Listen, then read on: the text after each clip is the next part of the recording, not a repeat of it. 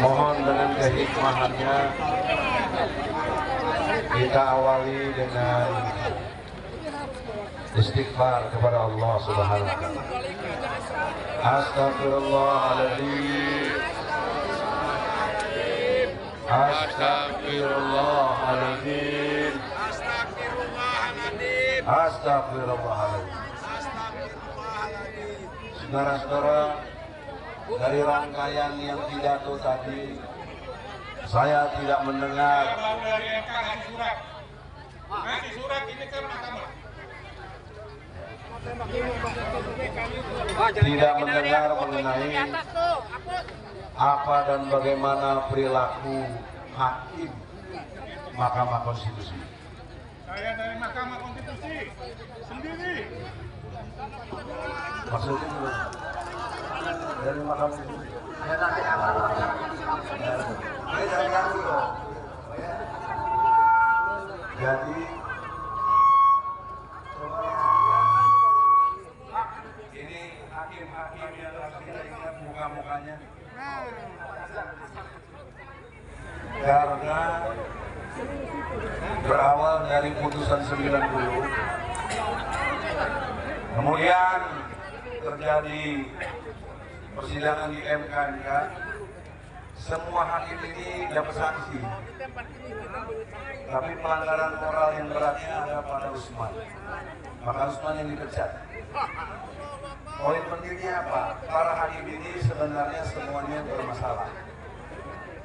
Yang kedua, persoalan seriusnya adalah dari kelakuan hakim-hakim ini tidak mengindahkan Undang-Undang Dasar 1945 pasal 24 huruf C ayat 3 bahwa hakim konstitusi itu berisi 9 orang hakim, 3 dari Mahkamah Agung, 3 dari DPR, 3 dari Presiden.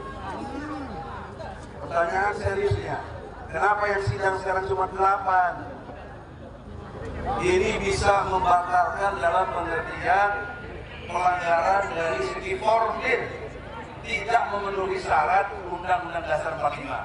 Harusnya 9 hakim. Kenapa tidak dibikin 9 hakim? Kenapa 8 jalan terus? Bagaimana kalau deadlock? 4 dukung, 4 tidak? Bagaimana suaranya lagi? Ini tidak ada yang bahas dari tadi. Harusnya Jokowi buat kepres itu diselesaikan ini. Masih ada waktu kalau mau supaya sah putusan.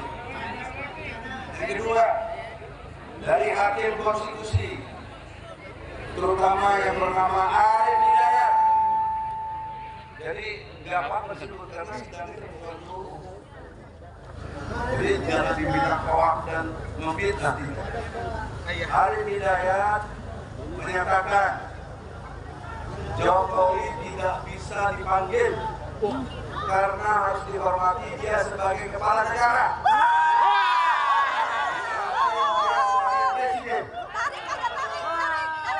Menurut ilmu hukum, khususnya pasal 27 ayat 1 UUD 45, setiap warga negara berkesamaan kedudukannya dalam pemerintahan dan hukum tanpa kecuali. Mengapa Jokowi dikecualikan? Ya presiden ya katanya. Nah ini kelakuan hakim, bukan kelakuan Jokowi. Jadi Jokowi terselamatkan oleh perilaku hakim yang seperti Tuhan yang bisa dibantah. Yang ketiga, pemeriksaan 4 menteri dan kemudian pemeriksaan DKPP, Dewan Kehormatan Penyelenggara Pemilu. Yang boleh bertanya cuma hakim. Sejak kapan acara persidangan dipilah-pilah? Padahal yang membuat posita tuntutan-tuntutan itu dan petitungnya adalah lawyer dari pemohon 01 dan 03. Masa 01, 03 tidak boleh bertanya? Yang melarang siapa? Hakim. semuanya. Jadi kalau tadi Jumhur bilang satu hakim bermasalah, siapa hakimnya? Kenapa nggak berani sebut? Saya sebut semua hakim ini bermasalah. Kalau ngerti ilmu hukum, saya advokat. Harusnya ini diprotes oleh advokat 01 dan 03. Harusnya. Nah, cici baik. Ada apa ini? Tidak bermaksud kita mendelegitimasi, bukan. Tapi mengapa standar pengetahuan hukum ini kok tidak jalan? Kalau tidak, lalu bagaimana diharapkan keputusannya? Bagaimana? Jadi kita cuma di PHP. Rodet. Makanya sekarang ini tidak dibayangkan seperti datang pada waktu kejis. Waktu kejis itu luar biasa. Mestinya ada mesin juga minimal 100.000 orang. Nah, oleh karena itu, saudara-saudara, masih ada harapan melalui Daeng, Kaidin, Muhammad Salim, bawalah utusan datang ke MK. Karena ini dibenarkan oleh Undang-Undang Nomor 9 Tahun 98 Pasal 13. Siapa yang didemo harus menerima si pendemo. Yang memfasilitasi polisi. Kenapa polisi memberi KD ini? Kenapa polisi menjaga-jaga kita? Ini bertentangan dengan Undang-Undang Nomor 9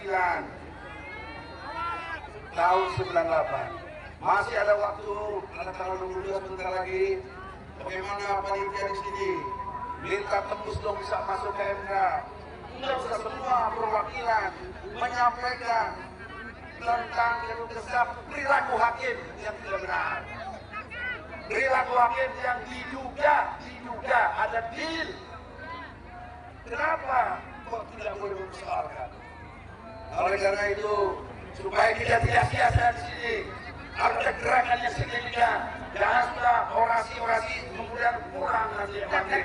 Besok datang lagi begitu lagi, nothing in the city. Maka itulah tadi saya awali dengan istighfar. Oleh karena itu, saudara-saudara, kesempatan kita bangkit untuk betul-betul meneruskan penegakan hukum. Assalamualaikum warahmatullahi wabarakatuh. Waalaikumsalam warahmatullahi wabarakatuh.